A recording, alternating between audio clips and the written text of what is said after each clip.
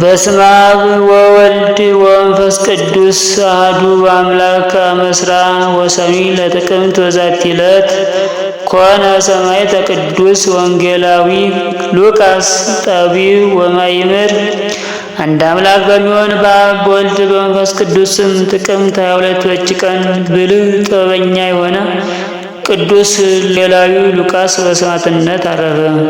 ይህም ቅዱስ የከበረ ወንጌልን ከመዘገባቸው ከ72ቱ አርድእት ውስጥ የተቆጠረ ነው። እርሱም ወንጌልን ስለማስተማር በሥራ ሁሉ ሐዋርያት ጴጥሮስና ጳውሎስን የሚያገለግላቸው ሆነ። ለቴዎፊላም ወንጌልንና የሐዋርያትን ዜና የጻፈ ይህ ሉቃስ ነው። ቅዱሳን ጴጥሮስና ጳውሎስም ከተገደሉ በኋላ በሮሚ ሀገር የሚያስተምር ሆነ። በቀናች ሃይማኖትም ይጸኑ ዘንድ ለምዕመናን ምልክትን ይጽፍ ነበር። ስለዚህም ጣዖት አምላኪዎች ከአይሁድ ጋር በመስማማት አንድ ግንባር ፈጠሩ። በንጉሥ ኔሮን ፊት ቆመው ስለ ሐዋርያው ሉቃስ እንዲህ ብለው ጮኹ። ይህ ሉቃስ ብዙዎች ሰዎችን በሥራዩ ወደ ትምህርቱ አስገባቸው አሉት። ንጉሥ ኔሮንም ወደ ፍርድ አደባባይ ሉቃስን እንዲያቀርቡት አዘዘ። ሐዋርያ ሉቃስም ከዚህ ዓለም መውጫው እንደደረሰ በመንፈስ ቅዱስ አውቆ ወደ ባህር ዳርቻ ሄደ። ከዚያም ዓሣ የሚያጠምድ አንድ ሽማግሌ ሰው አገኘ። መጻሕፍቱንና ደብዳቤዎቹን ሰጠው። ወደ እግዚአብሔር መንገድ መርተው ያደርሳልና እኒህን መጻሕፍት ጠብቃቸው አለው። በንጉሥ ኔሮን ፊት ቀርቦ በቆመ ጊዜ ንጉሥ በሥራይህ ይህ ሕዝቡን የምታስት እስከ መቼ ነው አለው። ቅዱስ ሉቃስም እኔ ለሕያው እግዚአብሔር ልጅ ለጌታችን ኢየሱስ ክርስቶስ ሕያው ነኝ እንጂ ሠራየኛ አይደለሁም ብሎ መለሰለት። ንጉሥ ኔሮንም ሁለተኛ እንዲህ አለው፣ እየጻፈች ሰዎችን የምታስት ይችን እጅን እኔ እቆርጣታለሁ አለ።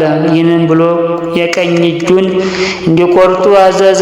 በቆረጡትም ጊዜ ንጉሥ ሆይ እኛ የዚህን ዓለም ሞት እንደማንፈራ ወቅ፣ ነገር ግን የጌታዬንና የፈጣሪዬን ኃይሉን ታውቅ ዘንድ አሳይሃለሁ አለው። ይህንን ብሎ የተቆረጠች የቀኝ እጁን በግራ እጁ አንስቶ ከተቆረጠችበት ቦታዋ ላይ አገናኝቶ እንደ ቀድሞዋ ደህነኛ አደረጋት። ከዚህም በኋላ ለያት። በዚያም የነበሩ ታደነቁ። የሰራዊት አለቃውና ሚስቱ ብዙዎችም ሰዎች ክብር ይግባውና በጌታችን ኢየሱስ ክርስቶስ አመኑ። ቁጥራቸውም 477 ነፍስ ሆነ። ንጉሡም ከቅዱስ ሉቃስ ጋር ራሶቻቸውን ቆርጡ አዘዘ። ቁጥራቸውም 477 ነፍስ ሆነ። ንጉሡም ከቅዱስ ሉቃስ ጋር ራሶቻቸውን እንዲቆርጡ አዘዘና ቆረጧቸው። የምስክርነት አክሊልን በመንግሥተ ሰማያት ተቀበሉ። ከዚህም በኋላ የቅዱስ ሉቃስን ሥጋ በማቅ አይበት ውስጥ አድርገው ወደ ባህር ጣሉት። በእግዚአብሔር ፍቃድ ወደ አንዲት ደሴት ደረሰ። ምዕመናንም አግኝተው ወስደው ገነዙት፣ በአማረ ቦታም አኖሩት። ለእግዚአብሔር ምስጋና ይሁን፣ እኛንም በዚህ ሐዋርያ ጸሎት ይማረን፣ በረከቱን ከእኛ ጋር ትኑር ለዘላለሙ አሜን። ሰላም ለሉቃስ እንተረታ ልሳኑ ወንጌለ መለኮት ይጻፍ እምለ ብዙኃን ወጠኑ ከመያሪ ኃይለ ከመቅድመ ኖርን ወታይኑ አስተላጸቃ ወለሊያ ለትምህርት የማኑ ስመላይሌሁ ተሰውጠ ለክርስቶስ ስልጣኑ።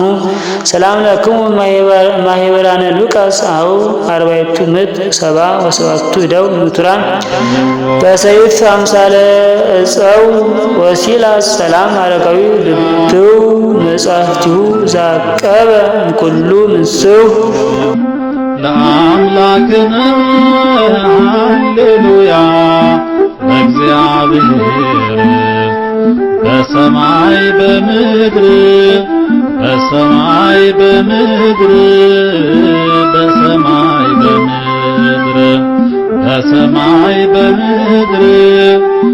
በሰማይ በምድር